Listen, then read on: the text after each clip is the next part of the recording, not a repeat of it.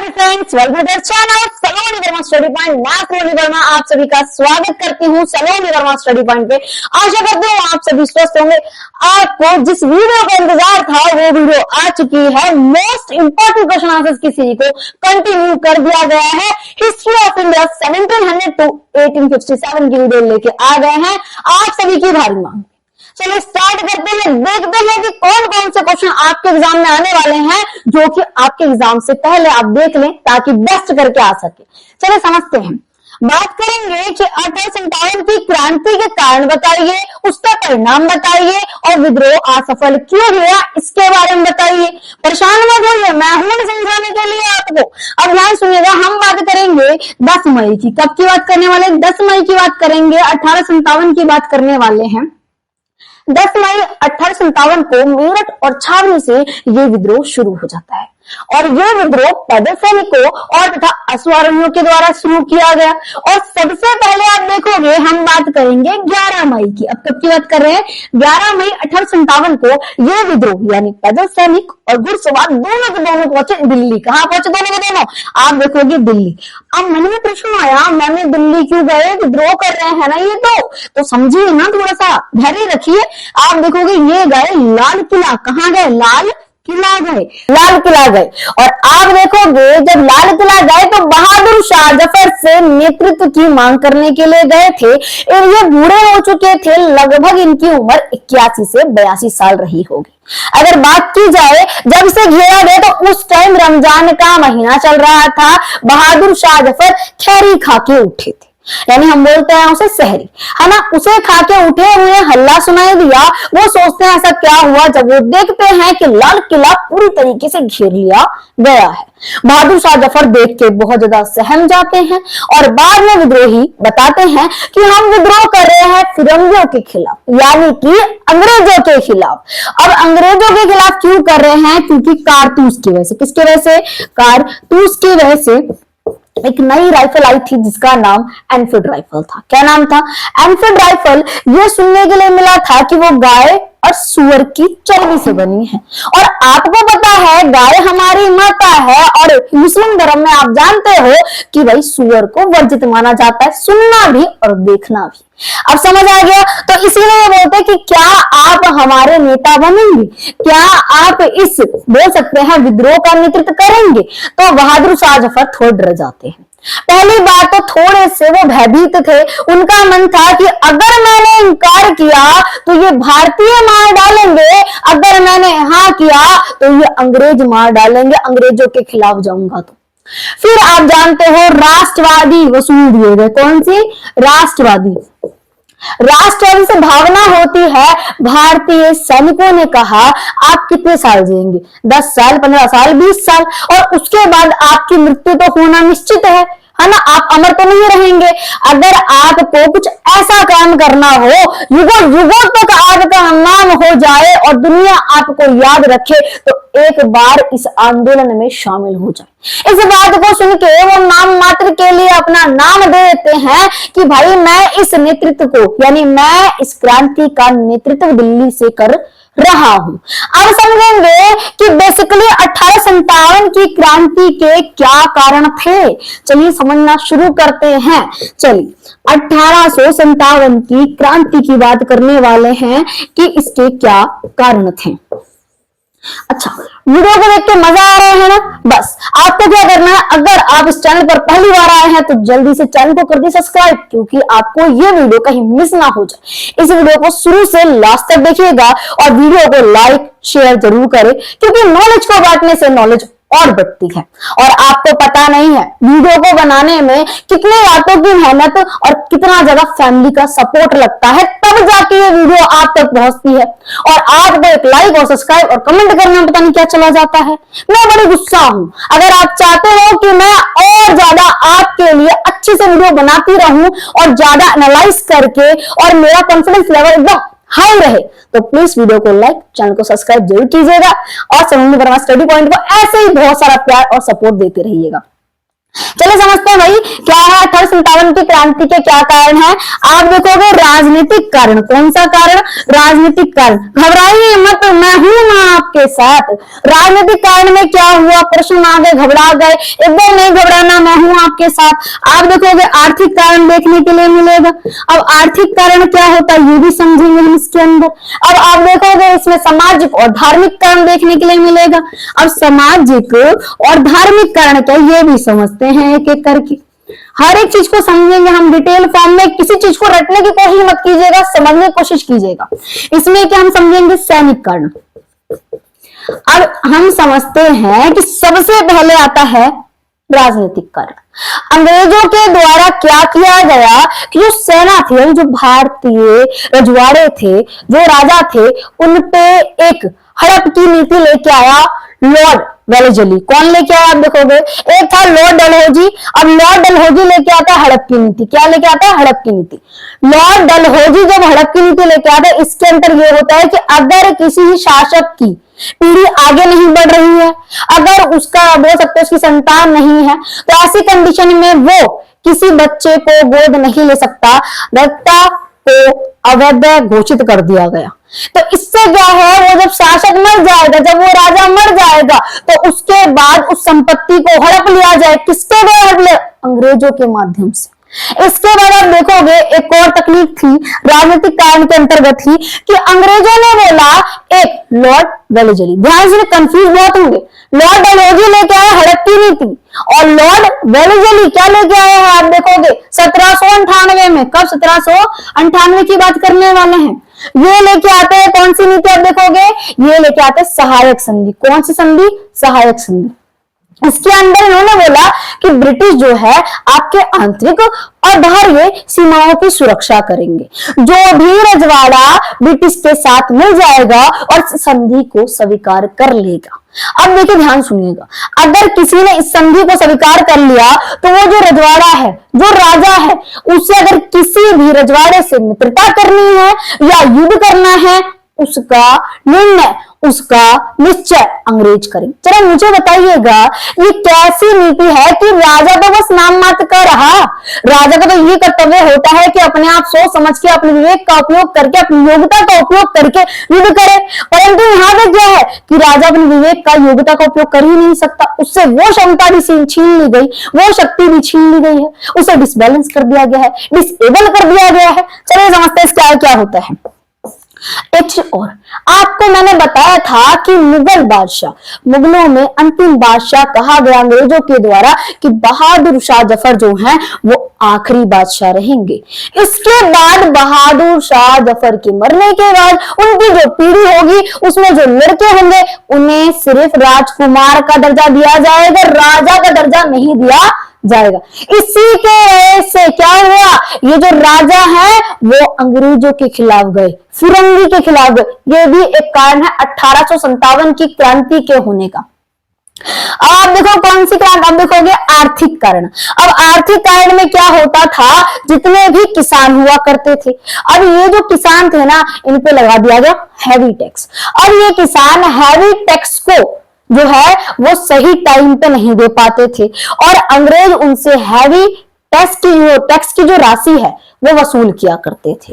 और दूसरी चीज क्या है कि अंग्रेज जो है ना, जो ब्रिटिश है ना, वो ब्रिटिश कपड़े भारत में लेके आ गए। भारतीय आप देखोगे भारत में ले आए और भारतीय बाजारों में वो ब्रिटिश कपड़े बिकने लग गए, जिसके वजह से भारतीय बुनकर हो गए, भारतीय उद्योग, जितने भी लोग काम करते, कारीगर जो थे, उनका काम ठप पड़ गया, वो बेरोजगार हो गए। यह है आर्थिक कारण जो कि आपको समझ आ गया। अब आप देखोगे कि सामाजिक और धार्मिक कारण क्या है कि सामाजिक आर्थिक कारण के अंदर क्या हुआ था, लॉर्ड विलियम बेंटिक के द्वारा कहीं ना कहीं समाज में सुधार किया गया था और भारतीयों को यह लगता है कि अंग्रेज उनकी परंपराओं में दखलंदाजी कर रहे हैं।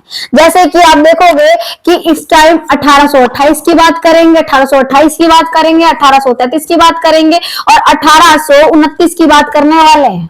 इस टाइम पे सती प्रथा को समाप्त किया गया, इसी टाइम पे बाल विवाह पे विरोध लगाया गया, इसी टाइम पे विधवा पूर्ण विवाह को रोका गया। ये जो समाज सुधार था, भारतीयों को ये लग रहा था कि उनकी परंपराओं के साथ उनके धर्म के साथ खिलवाड़ हो रहा है।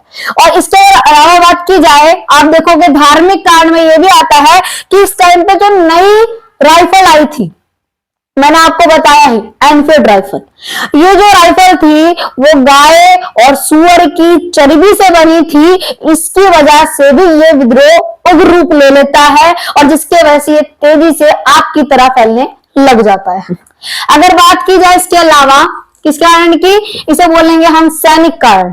सैनिक कारण में क्या हुआ, जो भारतीय सैनिक हैं उनके साथ अंग्रेज बहुत ही गलत व्यवहार करते थे, दयनीय व्यवहार करते थे, उन्हें गाली गलौज दिया करते थे और उनसे झगड़ लगवाया करते थे, उन्हें निम्न पद की जॉब दिया करते थे, उन्हें मारा पीटा करते थे। और इस प्रकार से बस भारतीय सैनिक ये चाहते थे कि उनके धर्म को लेके कोई खिलवाड़ ना हो और उन्हें भी ऊपर हाई पोस्ट तक की जॉब दी जाए, क्योंकि ये जो भारतीय सैनिक थे उनसे काम के घंटे ज्यादा बढ़ाए गए थे, वेतन कम दिया जाता था। इन अपोजिट में आप देखोगे क्या, यहाँ पे जो ब्रिटिश हैं उनसे काम कम और वेतन ज्यादा दिया जाता है उन्हें। तो आपको समझ आ गया कि 1857 की क्रांति के क्या कारण थे और किस लिए ये जो विद्रोह है वो उग्र रूप ले रहा था। अगर बात की जाए ये विद्रोह किस प्रकार से शुरू हुआ, तो आप देखोगे कि जनवरी की बात थी और 1857 की बात थी। एक बार एक व्यक्ति शस्त्रागार में काम कर रहा था और उसने क्या किया, उसने बोला कि एक ब्राह्मण से कि मुझे थोड़ा सा आप अपने लोटे से पानी पिला दीजिए, आपको अफवाहों की बातें बताई जा रही हैं। तो उसने बोला कि मैं तुम्हें अपने लोटे से पानी नहीं पिला सकता हूं क्योंकि तुम एक निम्न जाति के व्यक्ति हो जिससे कि मेरा धर्म भ्रष्ट हो जाएगा। तो उसने क्या बोला कि अब जो अंग्रेज हैं वो एक नई राइफल लेके आ गए हैं और वो जो कारतूस है वो गाय और सुअर की चर्बी से बना है, तो तुम्हारे धर्म का गुरूर खुद ही चूर चूर हो जाएगा।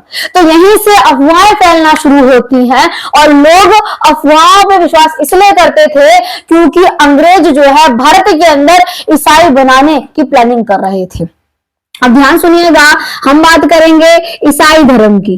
इस टाइम क्या हुआ था कि अंग्रेज ना क्या कर धर्म परिवर्तन कराना शुरू कर रहे थे। सबको कह रहे थे भारतीयों को कि धर्म परिवर्तन कर लो और जो भी धर्म परिवर्तन को स्वेच्छा स्वीकार कर लेगा उसके घर में एक सरकारी नौकरी दी जाएगी और उसे उसके पिता की संपत्ति में, पैतृक संपत्ति में अधिकार दिया जाएगा।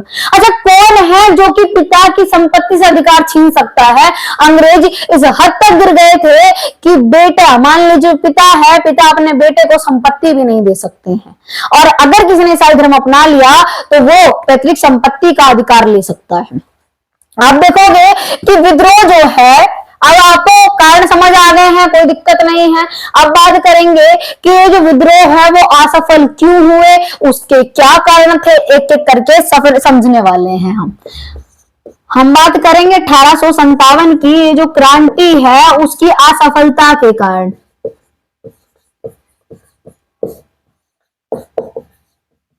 तो इसके निम्नलिखित कारण हैं, आप देखोगे। पहली बात तो अगर बात की जाए कि जो नेतृत्व है वो अलग अलग जगहों पे हो रहा था, किस प्रकार से ये भी समझते हैं। आप देखोगे जैसे कि मैंने बोला दिल्ली में, आपको पता है दिल्ली में कौन नेतृत्व संभाल रहे थे, कौन से नेता? बहादुर शाह जफर। कौन संभाल रहे थे? बहादुर शाह जफर। शाह जफर की बात करने वाले हैं। इसके अलावा आप देखोगे कि दिल्ली से बहादुर शाह जफर ने संभाल लिया और झांसी से कौन संभाल रही है? लक्ष्मीबाई। कौन? लक्ष्मीबाई संभाल रही हैं। इसके अलावा आप देखोगे कि ये जो कानपुर है, कानपुर से कौन संभाल रहा है? तो कानपुर से नाना साहेब संभाल रहे हैं। कौन? नाना साहेब। अगर इसकी बात की जाए तो जो हजरता महल है वो कहां संभाल रहे? बरेली से। बरेली से हजरता महल।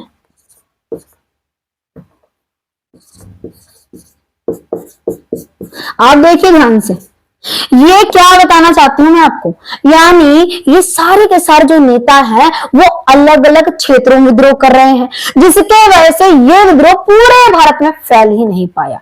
जैसे कि आप देखोगे पंजाब में नहीं फैल पाया, कश्मीर में नहीं फैल पाया और दक्षिण क्षेत्र में ये फैल नहीं पाया, जिसके वजह से ये असफल हो गया। अगर बात की जाए तो हर जगह एक अलग अलग शासक था।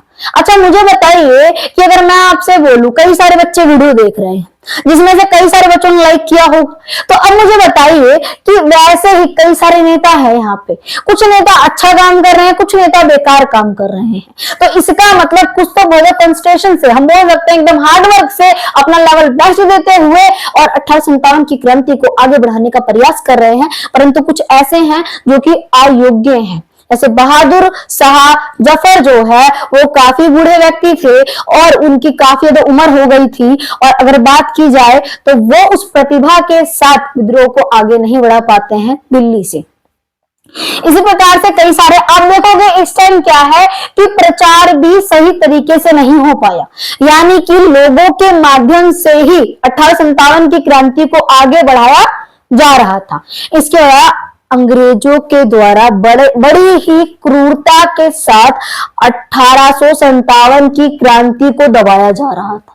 किस प्रकार से दबाया जा रहा था, अब ध्यान सुनिएगा। अंग्रेजों ने एक ला दिया मार्शल लॉ। कौन सा लॉ? Martial law.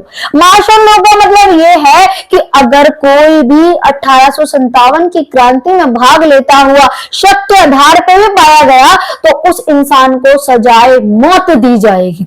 इसके अलावा जितने भी आप देख सकते, जितने भी हम बोल सकते हैं जो क्रांति में शामिल व्यक्ति थे, कई सारे लोगों को चौराहे पे सरेआम मौत भी दी गई थी। इसके अलावा कई सारे गांवों को तहस नहस कर दिया गया, जला दिया गया। इसी के कारण से 1857 की क्रांति क्या हो गई? असफल हो गई। तो आपका फर्स्ट क्वेश्चन समाप्त होता है। चलिए दूसरे क्वेश्चन की ओर बढ़ने से पहले जरा एक चीज को सुन लेते हैं। नन्ही चींटी जब दीवारों पर दाना लेके चढ़ती है, चढ़ती दीवारों पर 100 बार फिसलती है, उसकी मेहनत बेकार नहीं जाती, कोशिश करने वालों की कभी हार नहीं होती, कोशिश करने वालों की कभी हार नहीं होती। मैं भी कोशिश कर रही हूँ, मैं भी चाहती हूँ जल्दी से मेरे 1 के सब्सक्राइबर हो जाए, जल्दी से कर दीजिए ना। चलो समझते भाई, मुगल साम्राज्य के पतन और क्षेत्रीय राजनीतिक संस्थाओं के उदय कारण के बारे में समझेंगे। पहली बात, मैं आपको ये नहीं जाऊंगी कि सीधे मुगल साम्राज्य के पतन की ओर लेके जाऊं, मैं आपको पहले ही समझाऊंगी, हम थोड़ा डीपली चीजों को समझेंगे। अब ध्यान सुनिएगा, अगर बात की जाए इतिहास की, किसकी बात की जाए? इतिहास की, तो इतिहास को हम बोल सकते हैं 3 कालखंडों में बांट कर पढ़ा जाता है। कोई दिक्कत? एक होता है प्राचीन काल जो कि हम पढ़ने वाले नहीं है, एक होता है मुगल काल। आप देखोगे इसे हम मध्य काल कहते हैं। कौन सा काल कहते हैं? मध्य काल। ये जो मध्य काल है पूरा का पूरा टारगेट यहाँ पे रहने वाला है। और एक होता है आधुनिक काल। अब ध्यान से सुनिएगा, ये जो काल है मध्य काल के अंदर बात करने वाले हैं हम, इसमें आप देखोगे कि 8वीं यानी 8वीं शताब्दी के अंदर ही अरबों के द्वारा भारत में व्यापार शुरू हो गया था। अब अगर बात की जाए इनका व्यापार जो शुरू हो चुका है, तो हम बात किसी कर रहे हैं? मध्यकाल की। तो मध्यकाल के अंदर आप देखोगे कि इसे हम थोड़ा सा 2 पार्ट्स में डिवाइड करके समझते हैं, आपको चीजों को थोड़ा सा आसान बनाने के लिए। तो एक तरफ है अरब और दूसरी तरफ है तुर्क।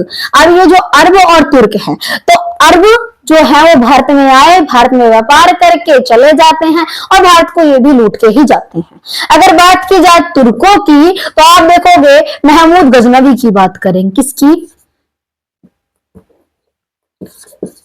महमूद गजनवी की। ये जो महमूद गजनवी है, ये जो है वो 1000 से लेकर 1027 में भारत को 17 बार लूटता है। कितनी बार? 17 बार लूटता है। भारत को लूटने के बाद, भारत के को तहस नहस करने के बाद वापस चला जाता है। इसके बाद देखोगे मोहम्मद गौरी। कौन? मोहम्मद गौरी की बात करने वाले हैं। मोहम्मद गौरी का लक्ष्य ये था कि उसे करना है भारत पर शासन। क्या करना है? भारत पर शासन करना है। तो ये शासन के लिए पूरा तैयार था और इसमें भारत में आप देखोगे मोहम्मद गौरी जो है वो शासन के लिए तैयार हो गया। उससे पहले तो आपको पता है किसी चीज को हासिल करने के लिए संघर्ष करना पड़ता है, इसे भी संघर्ष करना पड़ा था तराइन का पहला युद्ध करके। अब समझते हैं तराइन का युद्ध क्या है एक एक करके। अब ध्यान सुनिएगा, हम बात कर रहे हैं तराइन के युद्ध की। तराइन का युद्ध जो है वो 1191 में हुआ था, जिसमें क्या हुआ कि मोहम्मद गौरी, से मैं गौरी लिख रही हूं, और यहाँ पे पृथ्वीराज चौहान, कौन, पृथ्वीराज चौहान की बात करने वाले हैं। चौहान के बीच में ये युद्ध देखने के लिए मिलता है, जिसमें पृथ्वीराज चौहान जीत जाते हैं। इसके बाद आप देखोगे ये सोचते हैं कि चलो छोड़ देते हैं, बेचारा समझ के इसे छोड़ देते हैं, यही गलती करते हैं। दुश्मन को कभी भी हल्का नहीं समझना चाहिए। इसके बाद क्या होता है, तराइन का दूसरा युद्ध होता है। कौन सा, तराइन का आप देखोगे कि ये दूसरा युद्ध होता है। कौन सा होता है, दूसरा युद्ध होता है, जो कि 1192 में देखने के लिए मिलता है। इसी में आप देखोगे कि गौरी यानी मोहम्मद गौरी, लिखी देती हूं आप लोगों के लिए, मोहम्मद गौरी और पृथ्वीराज चौहान। कौन, पृथ्वीराज चौहान की बात करने वाले हैं। तो पृथ्वीराज चौहान को छल पूर्वक मोहम्मद गौरी ने हरा दिया और भारत के अंदर सल्तनत काल की स्थापना कर दी। किसकी, सल्तनत काल की। अब समझेंगे, ये जो मोहम्मद गौरी है इसका एक नौकर था जिसका नाम कुतुबुद्दीन ऐबक नाम था। क्या नाम था, कुतुबुद्दीन ऐबक। इसके द्वारा ही कुतुब मीनार की नींव रखी गई थी। ठीक है, तो अगर बात की जाए तो सल्तनत काल, अब बाद में मोहम्मद गौरी का कोई बेटा नहीं था, उसने क्या किया, कुतुबुद्दीन ऐबक को जो उसका नौकर था उसे दिल्ली सौंप दी थी, और मोहम्मद गौरी के मरने के बाद कुतुबुद्दीन ऐबक सल्तनत काल की स्थापना कर देता है। जरा देख लेते हैं कौन कौन से काल में सल्तनत काल की बात करने वाले हैं यहाँ पे हम। तो इसमें आप देखोगे एक होता है गुलाम वंश। कौन सा, गुलाम वंश होता है।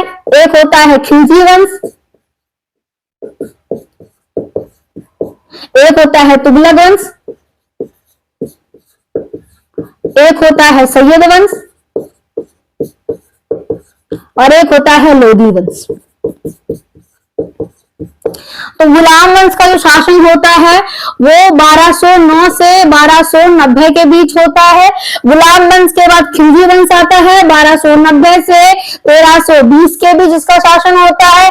तुगलक वंश 1320 से आप देखोगे 1414 तक इसका शासन होता है। सैयद वंश 1414 से बात की जाए तो 1451 तक इसका शासन होता है। अगर बात की जाए लोधी वंश की तो 1451 से लेकर आप देखोगे कि बेसिकली इनका शासन 1520 तक होता है। कोई दिक्कत, कोई परेशानी किसी को नहीं। अब बात करेंगे कि किस प्रकार से मुगल आते हैं, ध्यान से सुनिएगा।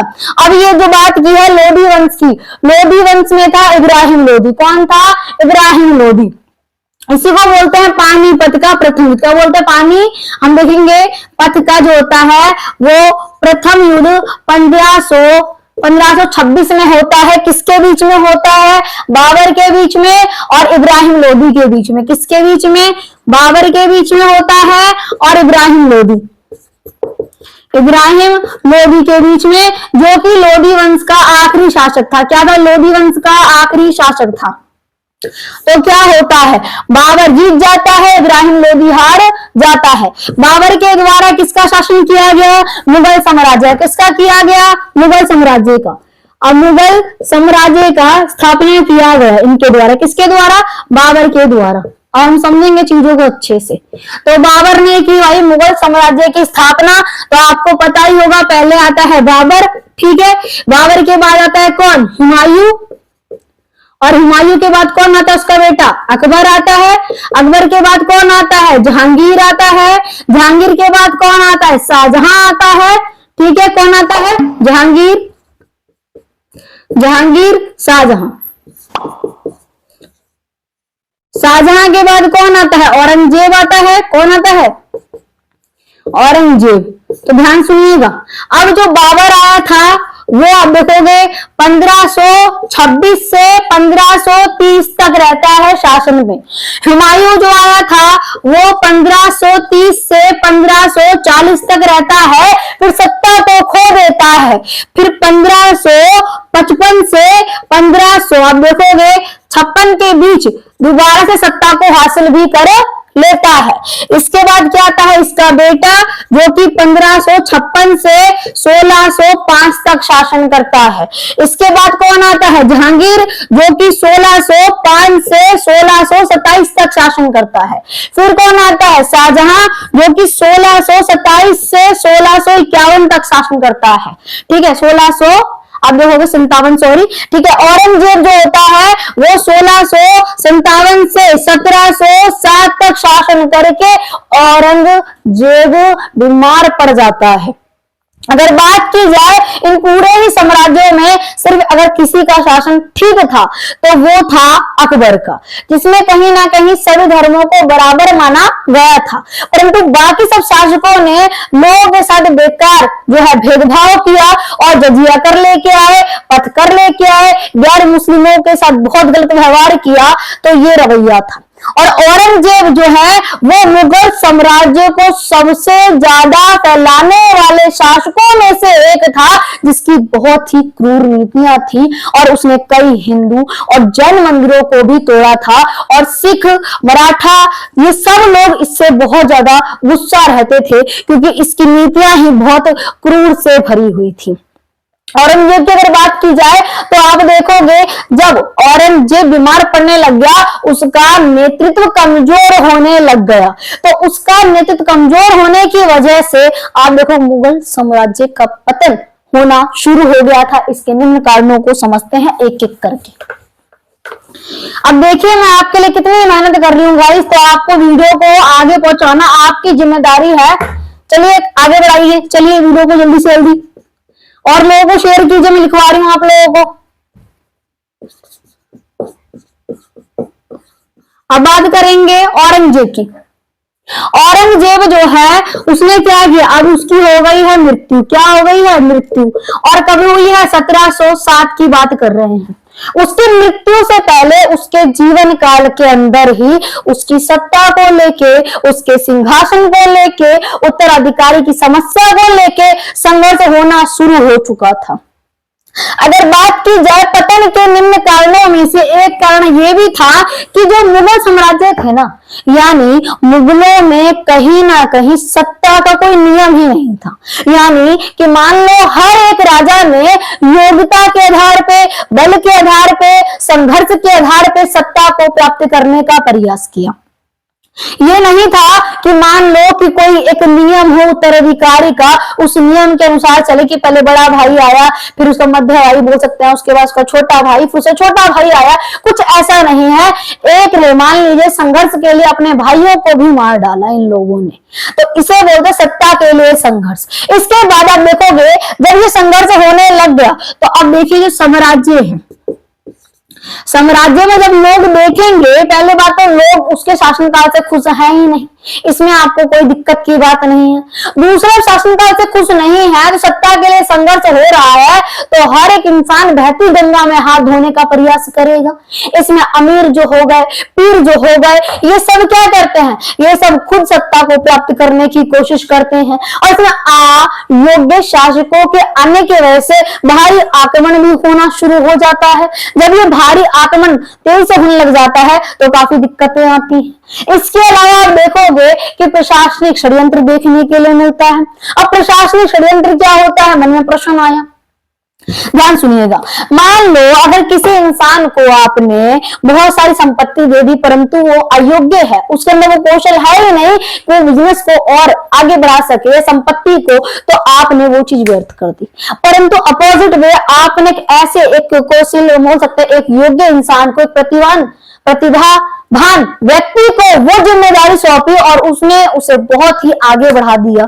ठीक है, तो यही चीजें होती हैं कि अगर सेना के अंदर अयोग्य शासक आएंगे तो अयोग्य शासक जो है वो पैसे के माध्यम से आएंगे, पैसे देके, घूस देके, भ्रष्टाचार के माध्यम से सेना में उच्च पद हासिल कर लेंगे, परंतु उनके अंदर वो तजुर्बा, वो एबिलिटी, वो कौशल, वो योग्यता नहीं होगी। तो आपको समझ आया जिसके वजह से क्या हुआ कि मुगल साम्राज्य का पतन हुआ, जिसमें ये भी शामिल है।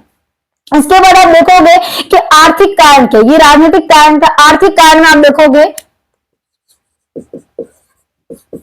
आर्थिक कारण की अगर बात की जाए तो आर्थिक कारण में ये हुआ कि इस टाइम पे अब क्या हुआ, ये जो मुगल थे इन्होंने इतना हैवी टैक्स लगा दिया था कि लोग उसे दे ही नहीं पा रहे थे। और एक चीज बता दूं आपको नहीं पता हो तो 1600 की बात करने वाले हैं, ठीक है। इस टाइम ऑस्ट्रेलिया की महारानी की बात करेंगे, ठीक है। 1600 में ही यानी अंग्रेज जो है वो भारत में आ चुके थे, परंतु मुगल साम्राज्य इतना सुदृढ़ था कि वो कुछ नहीं कर पा रहे थे। 1608 में चार्टर एक्ट के माध्यम से एलिजाबेथ प्रथम के माध्यम से भारत में एंट्री कर लेते हैं, उन्हें ये अधिकार मिल जाता है कि भारत में वो क्या कर सकते हैं, व्यापार कर सकते हैं, ट्रेडिंग करने के लिए आए, व्यापार करने के लिए आए, भारत की संपत्ति को देकर लोभित हो जाते हैं और वो कहीं ना कहीं मुगल साम्राज्य को पतन की ओर लाने का पूरा प्रयास करते हैं। जब देखते हैं कि शासक अयोग्य है तो उसका वो भी काफी ज्यादा फायदा उठाते हैं, जिससे क्या हुआ, आर्थिक संकट आ गया। तो कहीं ना कहीं अंग्रेजों ने भी और सबने मिलकर, जो आप देखोगे सिख हो गए, मराठा आ गए, इन सब ने इस साम्राज्य को पतन करने का पूरा प्रयास है कि मुगल जो साम्राज्य है वो पतन की ओर किस प्रकार से गया। आप देखोगे कि जितने भी शासक हैं, यानी औरंगजेब, यानी अकबर को छोड़ के औरंगजेब चाहे हो जाए, चाहे बाबर हो जाए, चाहे शाहजहां हो जाए, शाहजहां, इन सब ने बहुत ही क्रूर संघर्ष किया। और आप बोलोगे कि हिंदुओं के साथ काफी ही गलत व्यवहार था, इनके द्वारा पत्थर लगाया गया, जजिया कर लगाया गया, और जिसके वजह से जो हिंदू थे वो असंतोष में आ जाते हैं। अब इन लोगों ने देखा कि 1707 में औरंगजेब की मृत्यु हो गई है, तो ऐसी कंडीशन में मुगल साम्राज्य को पतन करने के लिए आप देखोगे कि मराठाओं के द्वारा शिवाजी जो है वो मुगलों को मुंह तोड़ जवाब देते हैं। सिखों में आप देखोगे गुरु गोविंद सिंह जी, जाटों में सूरजमल जी और मैसूर में टीपू सुल्तान, और आप देखोगे त्वरणकोर और फिर बंगाल में नवाब सिराजुद्दौला, इन सब ने मुंह तोड़ जवाब दिया मुगलों को। और फाइनली क्या हुआ, मुगल साम्राज्य का अंत हो गया और आपका क्वेश्चन भी समाप्त हो गया। आशा करती हूँ वीडियो अच्छी लगी होगी। अगर चैनल पर पहली बार आए हैं तो चैनल को प्लीज सब्सक्राइब कीजिए और वीडियो को लाइक कीजिए, ताकि मेरा मोटिवेशन ऐसे ही हाई रहे और आपके लिए रोज मैं टाइम टू टाइम वीडियोस लेके आ सकूं। और प्यारे प्यारे कमेंट कीजिए। जय हिंद, जय भारत।